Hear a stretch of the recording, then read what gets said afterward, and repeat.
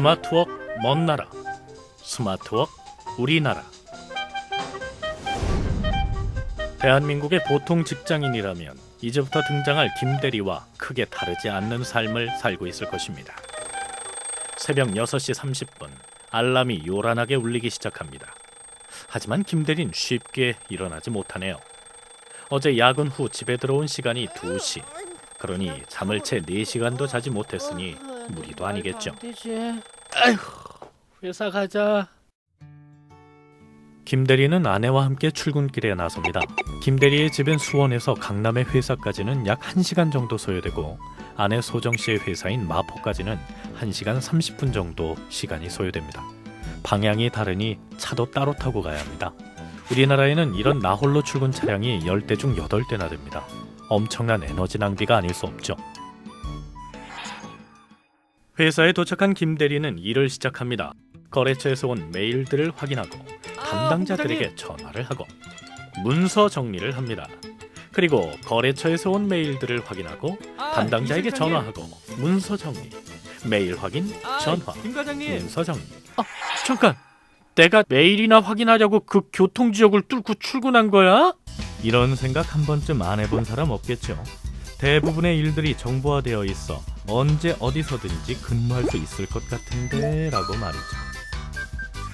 점심시간에 식사를 마친 김대리가 누군가와 통화 중입니다. 상현아.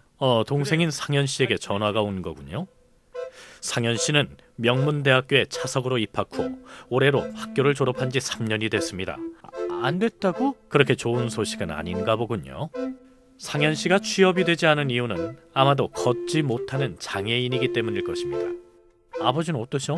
김대리의 아버지는 건설 현장에서 30여 년을 근무하다가 나이가 많다는 이유로 작년에 회사에서 명예퇴직을 권고받으셨습니다. 김대리 아버지의 풍부한 경험은 나이에 밀려서 아무런 힘도 발휘하지 못하게 된 것이죠. 김대리가 지치고 무거운 몸을 이끌고 퇴근을 합니다. 시계를 보니 벌써 12시를 넘기고 있군요. 소정씨는 피곤한 모습으로 이미 잠자리에 들어 있습니다. 김대리와 소정씨는 원래 결혼 후에 바로 아기를 가지려고 했습니다. 그러나 아기를 낳는 것도 문제지만 아기를 기르는 것이 더 큰 문제라고 생각했죠. 김대리가 여러 가지의 의미가 담겨있는 한숨을 쉽니다. 대한민국 평균 출퇴근 시간 1시간 30분이 이상, 탄소 배출량 증가, 업무 능률 저하, 육아 여성, 장애인 조기 퇴직 등 근로 취약계층 증가, 저출산, 고령화, 이것이 지금 우리의 현실입니다. 미국, 일본 등의 나라에서는 스마트워크 도입으로 우리가 가진 이러한 문제들을 해결해가고 있습니다. 미국은 2016년까지 원격 근무자 비율이 43%에 이를 것으로 전망하고 있습니다. 미국 내 전체 일자리 중 14%를 원격 근무로 전환할 경우 2020년까지 1360억 마일의 차량 운행거리 감소, 이로 인한 5500만 톤의 탄소 배출량을 저감할 수 있을 것으로 보고 있습니다. 특히 일본은 육아 여성, 고령자, 장애인 등 취업 소외계층을 위해 2010년까지 원격 근무자 비율을 20%까지 높이기 위한 정책을 추진해왔습니다. 우리나라는 세계 최고의 IT 인프라를 자랑하며 스마트워크에서도 선두에 설 수 있는 기회가 있었습니다. 그러나 우리에게 IT 인프라는 있었지만 대면 중심 문화, 제도적 환경이나 인사관리 시스템 등의 제도 혁신을 하지 못했기에 결과적으로 스마트워크에서 다른 나라에 뒤처지고 말았습니다. 자, 그럼 우리가 지금까지 도입하지 못한 스마트워크를 오늘부터 도입해보면 어떨까요?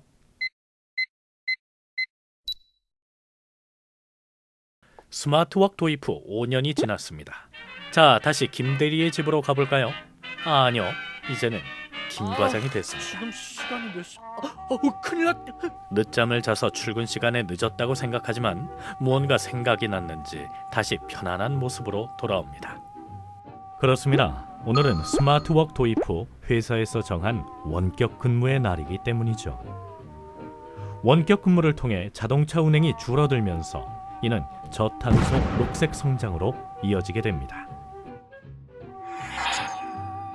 김 과장이 아내와 함께 식사를 하고 근무를 시작하려 합니다. 아이고, 그러고 보니 소정 씨는 임신을 하고 있군요. 자기 회사도 원격 근무가 도입이 돼서 다행이다. 네, 소정 씨네 회사에도 스마트워크 도입으로 원격 근무를 할 수 있게 됐고, 이를 통해 육아 문제가 해결된 소정 씨는 아기를 가질 수 있었죠. 엄마, 아빠, 내가 그린 그림 보세요. 두 번째 아기를 맞았죠. Hello, Mr. Smith? 김 과장은 스마트폰을 통해 미국의 바이오와 수출 상담을 진행 중입니다. 화상을 통해 제품을 직접 보여주며 얘기하니 상담 진행이 상당히 빠릅니다. 현지로 출장을 가지 않으니 시간 절약에 비용도 절약. 예전엔 혼자서 한 달에 한 건 마무리 짓기도 힘들었던 수출 계약을 이번 달엔 벌써 3건째 진행 중입니다. 이렇게 영상회의의 시작으로 공간 제약이 없어지면서 칸막이 행정으로 닫혀있던 정부의 혁신 또한 가능합니다. 영상회의의 본격 도입으로 인해 정부 기관 간의 칸막이 행정을 협업 행정으로, 답습 행정을 지식경영 행정으로 혁신할 수 있습니다. 김 과장에게 전화가 왔네요. 동생인 상현 씨입니다. 그래, 김 사장. 김 사장? 요즘 하는 일은 아하, 어때? 그렇죠.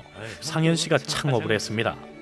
몸이 불편한 장애인이긴 하지만 스마트워크 덕분에 전공을 살려서 1인 창조 기업을 창업했죠. 아버지는 어떠셔? 그리고 아버지는 스마트워크를 통해 전국 각지의 건설 현장에서 생기는 돌발 상황들을 해결해주는 일을 시작했습니다. 아버지는 다시 일을 시작하신 후 건강도 몰라보게 좋아지셨고, 회사는 아버지의 노하우를 전수받을 수 있기에 더욱더 성장하고 있다고 합니다. 지금 세계는 또다시 급변하고 있습니다. 산업혁명 이후 우리나라는 200년이 지나서야 산업화를 시작했지만 지금은 세계 10대 경제대국으로 성장했습니다. 이제는 산업혁명을 지나 지식정보혁명의 시대가 도래했습니다. 다른 나라들은 발빠르게 움직여 이미 큰 성과들을 내고 있습니다. 하지만 아직 늦지 않았습니다. 우리는 산업혁명 200년을 따라잡은 저력과 세계 최고 수준의 IT 인프라를 활용해 2015년 스마트워크를 통한 선진 인류 국가를 이룩해야 합니다. 스마트워크 도입, 선택이 아닌 필수입니다.